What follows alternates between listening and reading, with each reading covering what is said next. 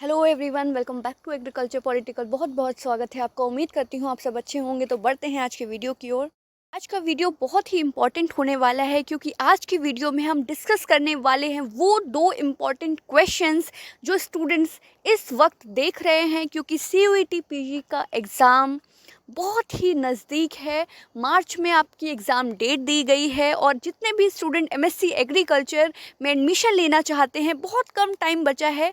तो सबसे ज़्यादा प्रश्न ये उठता है कि किस तरीके से इस एक मंथ की स्ट्रैटेजी रखी जाए कि आप एक अच्छा स्कोर कर पाएँ, और साथ ही साथ किन बुक्स को पढ़ा जाए जिनसे आपका रिवीजन अच्छी तरीके से हो पाए, और साथ ही साथ आप जो क्वेश्चंस हैं वही वो उस बुक से ही आए। वो बुक्स जो है रिपीटेटिव क्वेश्चंस कंटेन करती हो, पिछले सालों में जो क्वेश्चंस पूछे गए हों वो उस बुक्स में हों।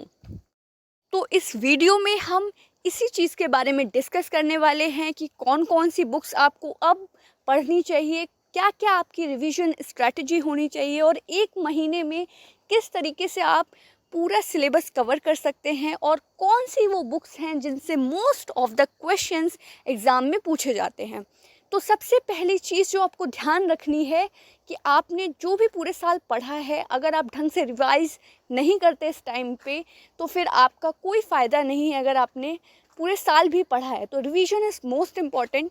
और जो बुक्स आपको ध्यान रखनी है, जो 3 इम्पॉर्टेंट बुक्स हैं। जो पहली बुक है वो है नीमरा सुंडा। बहुत सारे स्टूडेंट्स से ये बुक ऑलरेडी पढ़ रखी होगी, तो कोशिश करिए ज़्यादा से ज़्यादा इसे रिवाइज़ कर सके, क्योंकि इसमें बहुत सारी ऑब्जेक्टिव चीज़ें दी हुई हैं। वन लाइनर्स में क्वेश्चंस दिए हुए हैं जो डायरेक्ट क्वेश्चन एग्ज़ाम में उठकर आते हैं। दूसरी बुक जो आपको अगर थोड़ा सा डिटेल आपको देखना है, रिवीजन करना है, वो है Arun Katyayan fundamentals of agriculture. इसका भी आप कोशिश करिए, ज़्यादा रिवीजन कीजिए। लेकिन नीमरा सुंडा ज़्यादा क्वेश्चन कंटेन करती है, तो आप नीमरा सुंडा का अगर ज़्यादा से ज़्यादा रिवीजन कर सके तो अच्छा है। और अरुण कात्यायन में थोड़ा सब्जेक्टिव भी दिया गया है ताकि आप चीज़ों को समझ पाएँ। उसके बाद तीसरी और जो सबसे इम्पॉर्टेंट बुक है वो है SR कांतवा, जो कि ऑब्जेक्टिव बुक है। बहुत ज़रूरी हो जाता है कि जब आप पढ़ रहे हों चीज़ें तो उनके क्वेश्चंस आप ज़रूर लगाइए, क्योंकि एग्ज़ाम में एक पैटर्न होता है कि क्वेश्चन किस तरीके से पूछे जाते हैं।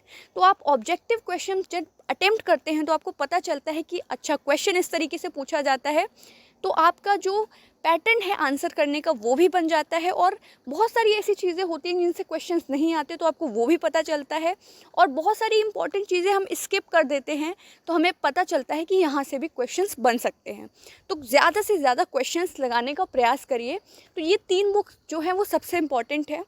प्रिपरेशन स्ट्रैटेजी बनाने से पहले ये क्लियर होना चाहिए कि एग्ज़ाम पैटर्न किस प्रकार से है। तो पहले आपको 120 मिनट में 100 क्वेश्चंस अटेम्प्ट करने पड़ते थे, जिसमें से 25 क्वेश्चन जनरल एग्रीकल्चर, रीजनिंग और इंग्लिश के आते थे।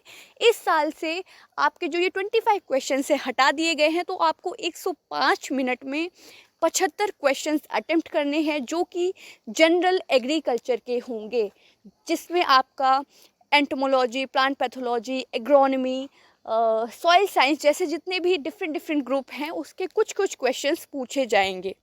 मोस्ट ऑफ द क्वेश्चंस आपके agronomy, soil science, plant protection इस और सीड साइंस जो इस तरीके के सब्जेक्ट्स होते हैं इनसे पूछे जाते हैं। एक्सटेंशन, इकोनॉमिक्स, इनसे काफ़ी कम क्वेश्चन रहता है, लेकिन रहता ज़रूर है। तो आप ज़रूर कोशिश करिए कि इनको पढ़ें। और इकोनॉमिक्स और जो एक्सटेंशन जैसे सब्जेक्ट्स हैं इनसे बहुत डीप क्वेश्चन नहीं आता, तो आप अगर नीमरा सुंडा पढ़कर भी जाएंगे तो आप क्वेश्चन करने में सक्षम होंगे। पेपर बहुत टफ नहीं आता है, पेपर सिंपल आता है, लेकिन आपके बेसिक्स क्लियर होने चाहिए। अगर आपके बेसिक क्लियर नहीं है तो फिर वहाँ पर आपको प्रॉब्लम हो सकती है। जो मेन स्ट्रैटेजी रहने वाली है वो ये है कि आपको जो मैंने बुक्स बताई हैं उन तीनों बुक्स में से आप अगर नीमरा सुंडा और ऑब्जेक्टिव भी लगाते हैं तो भी सफिशिएंट है, लेकिन अगर आपके पास टाइम बच जाता है तो आप अरुण कात्यायन की तरफ भी जा सकते हैं। तो बार बार आपको रिवाइज़ करना है, और उसके बाद अगर आपका कोई पोर्शन कंप्लीट हो जाता है तो आपको उसके क्वेश्चंस अटेम्प्ट करने ही हैं। क्वेश्चंस अटेम्प्ट करने के बाद आपको एनालाइज करना है क्या गलती हुई है, और उसके बाद फिर जो आपकी गलती हो जाती है वो आपको हमेशा याद रहता है। को टाइमर लगाकर ज़्यादा से ज़्यादा क्वेश्चन अटेम्प्ट करने की कोशिश करनी है, यही आपके लिए की रहने वाला है। आई होप ये वीडियो आपके लिए यूज़फुल रहा होगा। अगर आपको कोई भी डाउट है तो आप कमेंट सेक्शन में पूछ सकते हैं। बहुत बहुत धन्यवाद।